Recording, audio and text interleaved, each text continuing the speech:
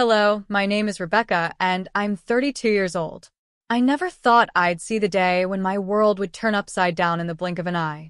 It all started one evening during a family dinner at our home in Dallas. The dining room was filled with laughter and chatter as everyone enjoyed the meal. I sat at the table, quietly picking at my food, feeling like something was off, though I couldn't quite put my finger on it. My husband, Daniel, who is 35, seemed unusually confident that night. He had a smug grin on his face that made me uneasy. As the dinner progressed, he suddenly tapped his glass with a spoon, silencing the room. "I have an announcement to make," he said, his voice loud and clear. Everyone turned to him, their eyes filled with curiosity. "I've decided to get remarried," Daniel declared, smiling as if he'd just shared the most wonderful news. For a moment, I thought I had misheard him. Remarried? I was sitting right there, his wife of 6 years, listening to him announce such a thing without any shame. The room erupted into murmurs, and then, to my utter shock, his family began congratulating him. My heart pounded as anger and humiliation surged through me. How could they support something so outrageous? I pushed my chair back and stood up, my voice trembling as I shouted, "Are you all serious? You're celebrating this?" Daniel turned to me, his smug smile unshaken. "Sit down, Rebecca," he said coldly, as if I were a child throwing a tantrum. But I wasn't about to back down. "No, I won't sit down," I replied, my voice firm now. "You're making a fool of me in front of everyone. You'll regret this a lot, Daniel. Mark my words." He laughed, a cruel, dismissive laugh that made my blood boil. Without another word, he grabbed my arm, dragging me toward the door as I struggled to break free. His family watched in silence, not one of them standing up for me. As he shoved me out of the house, I turned back and said, "You'll regret this more than you can imagine." His laughter echoed behind the closed door, leaving me alone on the doorstep in the cool night air. That night, I vowed to myself that I wouldn't let this humiliation define me. Daniel thought he had won, but he had no idea what was coming next. The night felt endless as I sat in my car outside the house. I couldn't believe what had just happened. My mind raced with thoughts of betrayal and anger. But amid the chaos in my heart, one thing became clear. I needed to take control of my life. Daniel's smug face kept flashing in my mind, and I knew I couldn't let him walk away from this unscathed. I drove to my friend Amanda's house, a small but cozy place where I knew I'd find comfort and understanding. Amanda, 34, had been my best friend since college. When I told her everything that had happened, she didn't try to sugarcoat anything. "Rebecca, you deserve better," she said, handing me a cup of tea. "If Daniel thinks he can throw you out and humiliate you like that, he's got another thing coming." Her words fueled the fire inside me. Amanda and I stayed up late, planning my next steps. I wasn't just going to sit back and let Daniel and his family get away with what they'd done. The next morning, I woke up early, ready to set my plan into motion. Meanwhile, back at the house, Daniel rolled out of bed, yawning and stretching as if it were just another day. He had no idea what awaited him. When he went downstairs, expecting breakfast or the usual comforts, he was met with an eerie silence. Something was missing. His expensive car? Gone. The keys? Missing. The house staff? Absent. Confused, he started looking around, only to find an envelope sitting on the kitchen counter with his name on it. Inside was a single piece of paper. "Dear Daniel, welcome to the beginning of your regret. You'll learn today that arrogance has a price. Rebecca." He didn't laugh this time. Instead, he felt the first pang of worry creep in. He checked his phone, expecting to call someone to sort this out, but his bank app showed the first shocking surprise. His joint accounts were frozen. Meanwhile, I sat in Amanda's living room, sipping coffee and watching my phone light up with messages and missed calls from Daniel. Each vibration felt like a small victory. He was finally beginning to understand the weight of my words.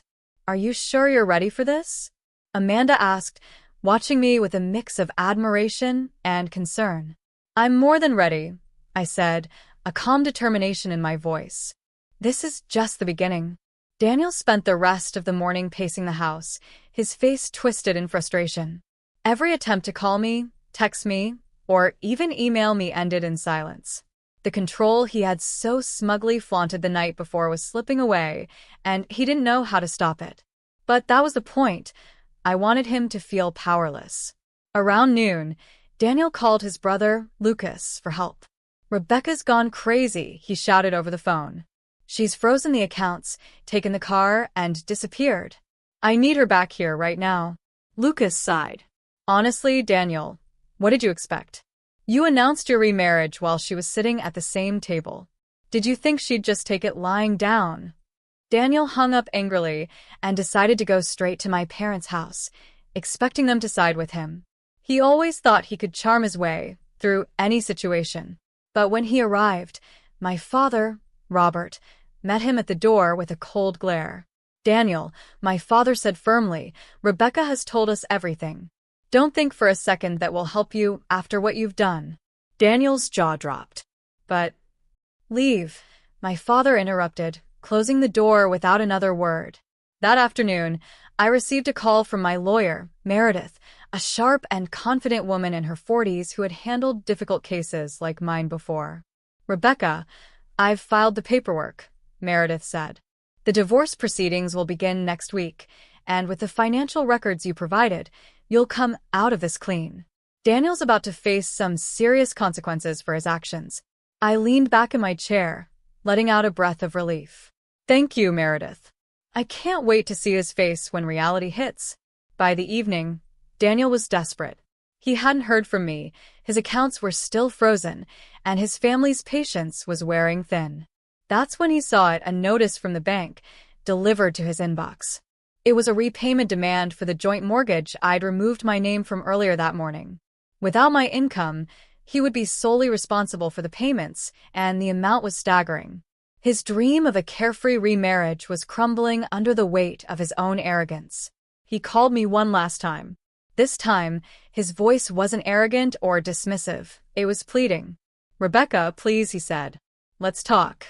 We can work this out." I let his words hang in the air for a moment before replying. "You laughed at me, Daniel. You dragged me out of our home in front of your family. Now you want to talk."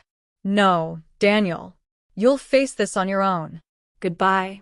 That night, I sat with Amanda, watching the sunset from her backyard. The relief of taking control of my life washed over me, and for the first time in years, I felt free. "Do you regret anything?" Amanda asked. "Not a thing," I said with a smile. Daniel wanted me to regret standing up for myself, but instead, he's the one drowning in regret. And with that, I closed a painful chapter of my life, ready to move forward on my own terms. Months passed, and life began to settle into a new rhythm. The divorce was finalized, and as Meredith had predicted, I walked away with everything that was rightfully mine.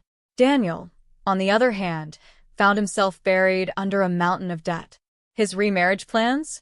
They fizzled out when his fiancée learned about his financial troubles. I moved into a charming new apartment downtown, a space that truly felt like mine. Every corner was filled with things that made me happy. Plants in every room, soft throws on the couches, and sunlight streaming through the large windows. It was a fresh start in every sense of the word. One day, while unpacking a box of old photographs, my phone buzzed. It was Amanda calling to invite me out for coffee. "You deserve to celebrate," she said as I sat down at our favorite cafe. "It's not every day someone walks away from such a toxic situation and rebuilds their life so beautifully." I smiled, sipping my coffee. "You're right. I'm proud of myself. For the first time, I feel like I'm truly in control." As we chatted, I realized how far I'd come. The humiliation I'd felt that night at the family dinner had been replaced with a quiet, confident strength. I wasn't just surviving, I was thriving. Meanwhile, Daniel's life had taken a turn he hadn't expected. He lost the house after failing to keep up with the mortgage payments. His family, once so supportive of his actions, distanced themselves when they realized he had nothing to offer them anymore. Alone, and without the wealth he had flaunted for so long, Daniel finally understood the weight of my words. "You'll regret this a lot." As for me, I began to focus on my career and personal growth. I took on a new project at work, one that pushed me out of my comfort zone but reminded me of my capabilities. I also reconnected with old friends and hobbies I'd neglected during my marriage. Life felt full again, full of hope, opportunity, and happiness. One evening, as I sat by the window watching the city lights, I thought about the woman I had been before all this. Quiet, submissive, afraid to stand up for herself. She was gone now. In her place was someone stronger, someone who knew her worth and wasn't afraid to demand it. This wasn't just the end of my marriage, it was the beginning of my life.